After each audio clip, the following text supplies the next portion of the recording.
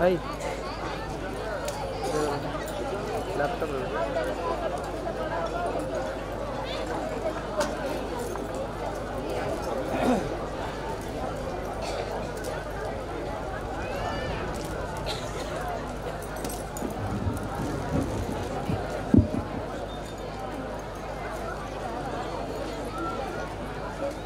आज हूँ 74तम उत्कल प्रादेशिक भक्त सम्मेलन द्वितीय दिवस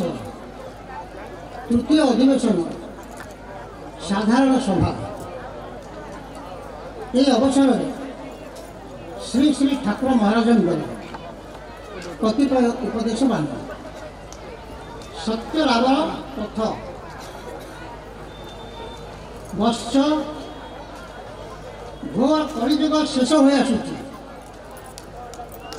कलिर निर्मम कारण सब ध्वंसमुखी और निम्नगामी होगा बसला पाप प्रवणता स्वभाव में परिणत है प्राण कंठाग्रस आयु क्षण काल पारिपार्श्विक वातावरण कलुषित लोक मानकर मन चंचल थिबारु सेमाने जम नियमादि पालन में अक्षम है। थे अतीत जुग को दृष्टि पकाओ देख मुनि ऋषि माने अनाहार अनिद्रा शत शत वर्ष व्यापी तपस्या करने बेले से देहरे उई हुंका हो जाता सेमाने कालयापन करुले दिनादिन भाव आध्यात्मिक विद्यार उच्च शिखर को उठी से दैन्य भाव सर्वदा बजाय रखते साधु और गृहस्थ माने हरिहर पर सब प्राण थे ऋषि आश्रम और गृहस्थाश्रम भितर किसी व्यवधान नाला यहीपरि सुवर्ण जुगे साधनार शेष सीमा को जाई कहीं सत्यलाभ कले कहीं पारे ना ये सब स्मरण कले वर्तमान जुगे कौन से मंत्रद्रष्टा ऋषि कलिकाल तपस्या को सत्यलाभ एकमात्र कथा बोली कहीपर कि शिष्य मान कल्याण मो जीवन एकमात्र जदि तपस्या करी से सत्यलाभ करेंगे बोले बुझु था तेरे से तपस्या करने उपदेश देवाक मुझे पश्चातपद हमें ना मु तुम मान जन्म कर्म गुण प्रति दृष्टि रखी ध्यान रात्र दिव्य दृष्टि बल देखी जार जोगादि कठोर साधना कलिकाल तुम द्वारा संभव है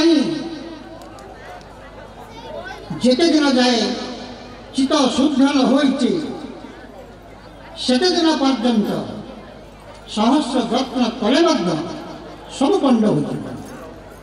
अवश्य नियम पालन चित्त शुद्धि हुए सत मात्र कलिकाल असंभव तेणु कहूँ वश्च तुम्हें मैंने ज्ञान जोग साधन कर इच्छा परित्याग कर जो चित्त निर्मल हो से सहज साधन पंथार चल चित्त स्थिर हेले निर्मल हेले प्रलय पर प्रकृति शांत है चित्त स्तब्ध हो जाए विवेक वैराग्य अपना मन को जागी उठे शक्ति फलक जीव जुगान्तर साधनार फल लाभ हुए केवल गुरुवाक्य प्रति विश्वास थे से सहज सरल उपदेश चित्त शुद्धि संपादित हुए वश्च मु आज पर्यंत जो रत्न लुचाई रखी आज तुम आगे प्रकाश कर शुण जगद्गुरु महावाक्य कर्म शुणा दिन ठार मो जगत हितकर महायज्ञर व्रत पालन कर सम्मुखें सत्य जुगर आलोक देखिपी से आलोक प्रभाव हिंसा द्वेष स्थूल क्षुधा सब उभे आर्त नर नारीगण आर्त नादे शांति शांति रही था क्षीर कंठ कपति परी लोक मैंने अशांति अंडल जली पड़ी बंद से कंठ शुष्क हो टिके जल आसारे से मरीचिका को धावित से किए मुंडे जल देव किए से प्राण बंचाइब से भविष्य को स्मरण कर मन मन प्रतिज्ञा कर तुम मान परी शिष्य मानू से ही दिन आदर्श सेवक भाव प्रस्तुत करी मोर सारस्वत संघर समस्त संतान आत्मजीवन को ब्राह्मण्य भाव सेवा करिबे बोली मु कल्पना करिछि सेमाने निस्वार्थ भाव अहंकार शून्य होई जगतर कल्याण साधन करी सेवा गौरव धन्य हेबे स्थूल सेवा प्रयोजन हेले ताहा करिबाको मु निषेध करू नाही किंतु मन रख संघर प्रतिष्ठित शून्य मठरू शिक्षा दीक्षा जो मैंने पाई स्थूल सेवा से अति गुण मूल लक्ष्यर सहाय स्वरूप स्थूल सेवा करे भारत बहु प्रतिष्ठान अग्रजंग कर जीव मान स्थूल क्षुधा निवारण करने प्राणपण लगी पड़ किंतु तुम मान प्रतिष्ठान जपरी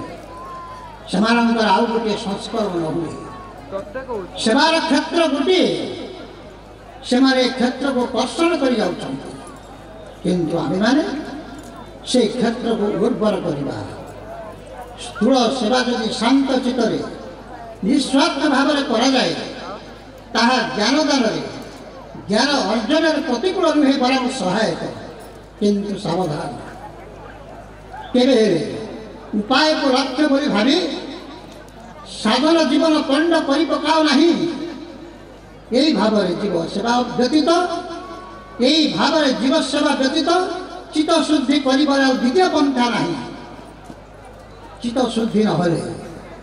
गुणक्षय हेब नहीं गुणक्षय न साधन भजन परिकल्पना कर सब वृथा हो आज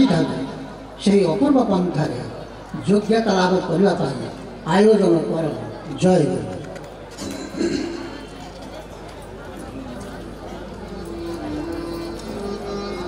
वर्तमान मंचासीन अतीत को माल्यार्पण चंदन अर्पण का निवेदन कर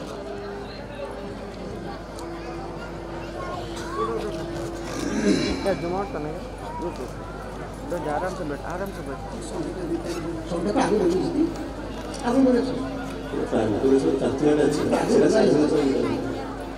टाइम